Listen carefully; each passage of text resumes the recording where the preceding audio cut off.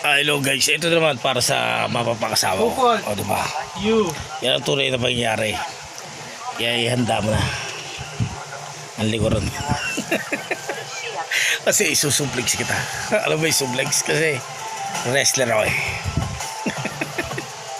Suplex ba? Iahagis kitang patalikod. O diba? Sinasabi ko sa'yo, kung may scoliosis ka man, baka dumiretso yan. O diba? Yan ang tunay na pangyayari. Hindi, joke lang ha. Hindi ako nagmamanipula na ibang tao. Hindi ako namimintas. Ano lang sa akin to, puro parody lang. Panis ba, Wall? Kasi alam mo na, para makaakit tayo ng mga televiewers. Mga audience. So, diba? Yan sasabi ko sa inyo eh. Yun talaga pag palaging gumagawa ng Diba? Kasi si Baby, guys, sa totoo lang, napapanood ako ni Baby. Ikaw ba, Baby? Sinabi mo na ba kay Mama at Papa na Palit.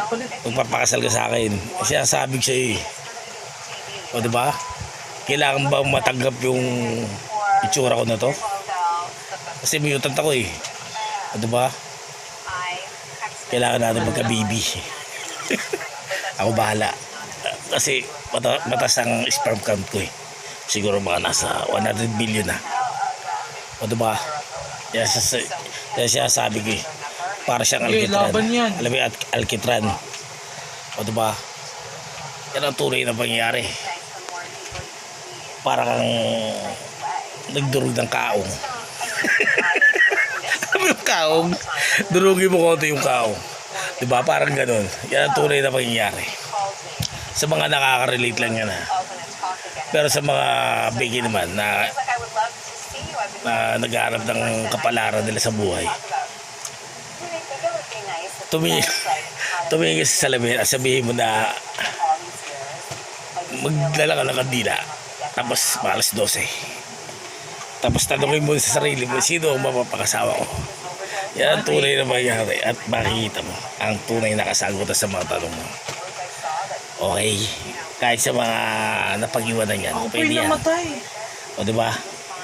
Talaga makikita mo ang tunay mong mapapakasawa. O kaya ikaw baby, kung napapanood mo ako, kung alam mong ako yung mapapakasawa mo, mag-isip ka na, magbalik-balik ka sa inyo at dito ka na tumira sa bahay namin. Okay? Okay ba? O diba? Kaya mo tanggapin yung pagiging mayaman. Uy, sa baba ko na pala si Amel. Pagiging mayaman ko sa kahanginan. O diba? Kaya siya sabi ko sa'yo baby.